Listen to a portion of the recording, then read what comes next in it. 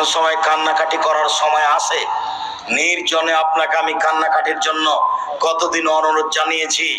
সবাই যখন ঘুমিয়ে যাবে, রাত 2টা 1টা 3টার সময় উঠে সুন্দর করে ওযু করে 2 রাকাত সালাত আদায় করে কান্নাকাটি করে নিজের প্রয়োজনের কথাটা আল্লাহকে বলবেন।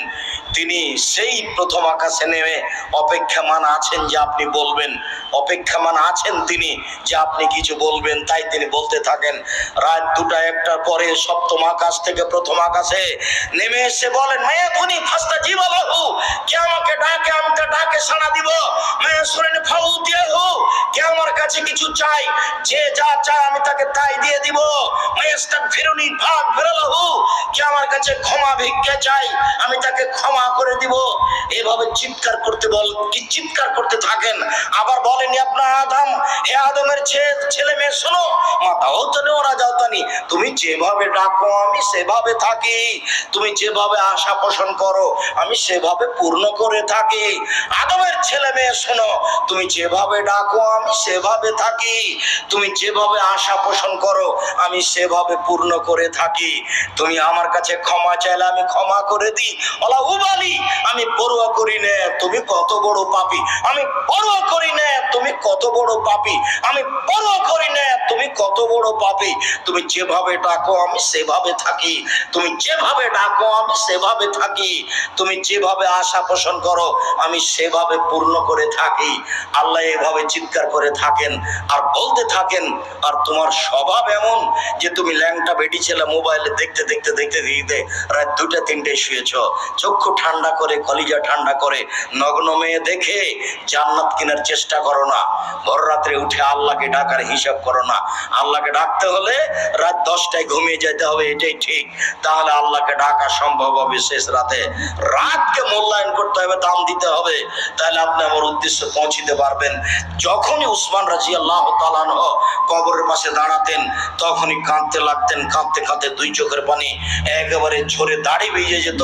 বলা হতো তাকে, তাজকুরুল জান্নাতুন নার ফালা তাবকিউ তাবকি মিন হাজা, আপনি জাহান্নামের কথা বলেন, জান্নাতের কথা বলেন, তখন তো কাঁদেন না, কিন্তু যখন আপনি কবরের পাশে দাঁড়ান তখন আপনি কাঁদেন কেন? এর কারণ কি?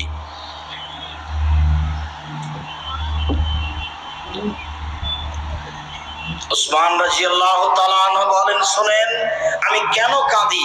আল্লাহ রাসূল বলছেন, আল কবর আউয়াল মানজিল মিন মানাজিলিল আখিরাহ, মরার পরে যত বিপদ আছে তার প্রথম বিপদ হচ্ছে কবর। না যাবেন হো ফামাদ আইসরমিন হো, যদি মানুষ কবরে বেঁচে যায় এরপরে যত স্তর আছে, যত বিপদ আছে সব সহজ হয়ে যাবে। ওয়াল্লা মেনজুমিন হো ফামাদ আসাদমিন হো, যদি মানুষ কবরে বাঁচতে না পারে তাহলে এরপরে যত স্তর আছে সব আরো জটিল ও কঠিন হয়ে যাবে। কবর যত কঠিন কিয়ামত তার চেয়ে অনেক বেশি কঠিন। কিয়ামত যত কঠিন জাহান্নাম তার চেয়ে অনেক অনেক অনেক বেশি কঠিন। কি দিয়ে বুঝায় আপনাকে আমি জাহান্নাম কত কঠিন? রাসূল সাল্লাল্লাহু আলাইহি ওয়াসাল্লাম বলছেন, কবরে যখন তাকে জিজ্ঞাসা করা হবে সে যদি উত্তর দিতে না পারে, ইয়াজরাবু ইয়াদরিবু জারবাতান, তাকে হাতুড় দিয়ে পিটানো হবে, এমন পিটানো হবে, ইয়াসিহু সাইহাতান, সে বাতে মারি করে চিৎকার করবে, ইসমু মাবিরুল মাশরিক ওয়াল মাগরিব ইল্লা সাকালাইন, সারা পৃথিবীতে তো জীবজন্তু কীট পতঙ্গ পদার্থ জড় পদার্থ আছে, এখান থেকে 5,000 কোটি কিলোমিটার দূরে যে বস্তু আছে সেই বস্তু শুনতে পাই এই কবরের চিৎকার, কিন্তু মানুষজন শুনতে পায় না। আমি আপনাকে কি দিয়ে বুঝাই সে কত জোরে চিৎকার করে? তার নাম কবর। কবর হলো বাসর রাতের সমান। ভালো মানুষের জন্য কবর হলো বাসর রাতের সমান। যখনই ভালো মানুষকে উঠাবে তখনই সে ঘুমটা যেন এখনই ভাঙলো এভাবে চোখ ঘষতে থাকবার বলবে, আসরের টাইম চলে গেল, আসরের টাইম চলে গেল, সালাত আদায় করবো, সালাত আদায় করবো। আরে না না না, তুমি এইসব কথা বলো। যখন উত্তর ঠিক হয়ে যাবে তখন বলবেন, নামকা নামাল দিলা রুজুলাই গুজিল্লাহ আবা আলাইহি, আরে তুমি ঘুমিয়ে যাও বাসর রাতের ঘুমানোর মতো, তোমাকে কেউ জাগাবে না শুধু তোমার প্রিয় মানুষ ছাড়া। আরে তুমি ঘুমিয়ে যাও বাসর রাতের ঘুমানোর মতো, যাকে কেউ জাগাবে না তার প্রিয় মানুষ ছাড়া।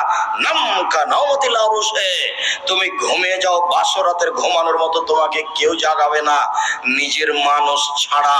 তাহলে বাসর রাতে ঢুকেছে রাত 12টার সময়।